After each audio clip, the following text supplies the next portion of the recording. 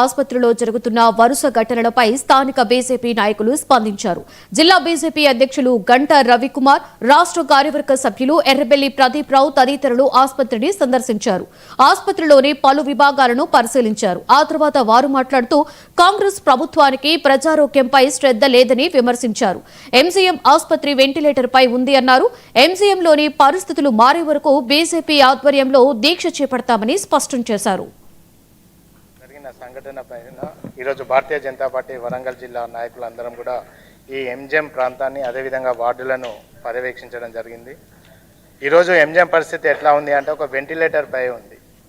గత కొన్ని సంవత్సరాల నుండి ఎంతోమందికి ప్రాణభిక్ష పెట్టిన ఎంజిఎం ఈరోజు తనకి ప్రాణభిక్ష పెట్టండి అనే పరిస్థితిలో ఈరోజు ఎంజిఎం హాస్పిటల్లో ఉంది. గత కొన్ని రోజుల నుంచి చూస్తున్నాం మన ఎంజిఎంలో మనము గతంలో రోగిని ఎలుకలు కొరకడం జరిగింది. అది దాని తర్వాత ఒక బ్లడ్ గ్రూప్ ఇంకొకరికి బ్లడ్ గ్రూప్లో ఎక్కించే సంఘటనను కూడా మనం చూసాం.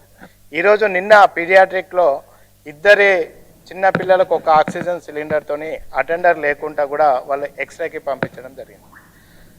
ఈ సంఘటనలన్నింటిలో కూడా చూస్తే మనము ఎట్లాగో కాంగ్రెస్ ప్రభుత్వానికి రేవంత్ రెడ్డి గారికి, స్థానిక ఎమ్మెల్యే కొండా సురేఖ, నాయన రాజేందర్ రెడ్డి గారికి, ఇక్కడ ఉమ్మడి జిల్లా మంత్రులకు, ఎమ్మెల్యేలకు ప్రజా వైద్యం పైన ఎలాగో ఒక శ్రద్ధ లేదు, చిత్తశుద్ధి లేదు.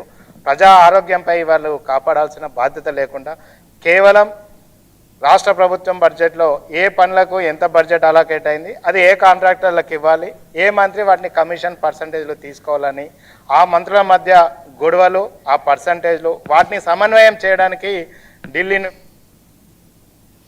నెల్లూరులో 9 ఏళ్లుగా కార్తీక మాస